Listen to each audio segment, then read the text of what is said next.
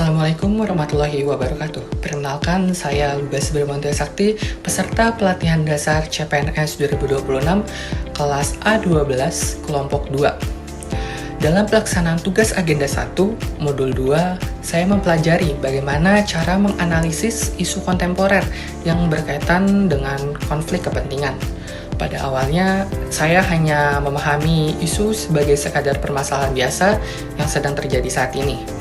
Namun, setelah mengikuti pembelajaran ini, saya mulai memahami bahwa suatu isu itu harus dianalisis secara aktual maupun faktual, serta memiliki dampak yang luas bagi masyarakat. Dalam tugas ini, saya mengangkat beberapa kasus, diantaranya adanya dugaan pungli di kantor imigrasi Batam, kasus korupsi Plaza Klaten oleh ex-Sekda Klaten, serta pemeriksaan pejabat Mahkamah Agung oleh KPK terkait kasus PN Depok.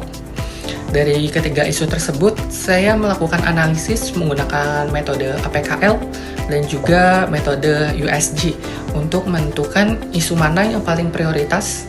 Hasilnya, kasus yang melibatkan pejabat Mahkamah Agung menjadi isu utama karena memiliki tingkat urgensi, keseriusan, dan potensi perkembangan yang paling tinggi.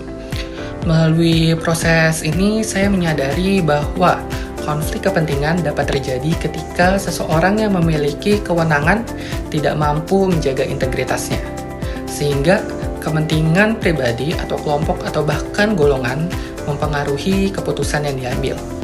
Hal ini sangat berbahaya dan sangat disayangkan juga, terutama jika terjadi dalam lembaga peradilan, karena dapat merusak keadilan dan juga dapat menurunkan kepercayaan masyarakat terhadap hukum dan juga pemerintah. Selain itu, saya juga belajar bagaimana mengidentifikasi penyebab suatu masalah melalui metode fishbone, serta menyusun gagasan alternatif solusi menggunakan pendekatan McNamara. Dari sini, saya memahami bahwa penyelesaian tidak hanya berfokus pada individu, tetapi juga harus menyentuh aspek sistem, sumber daya manusia, pengawasan, dan penegakan hukum.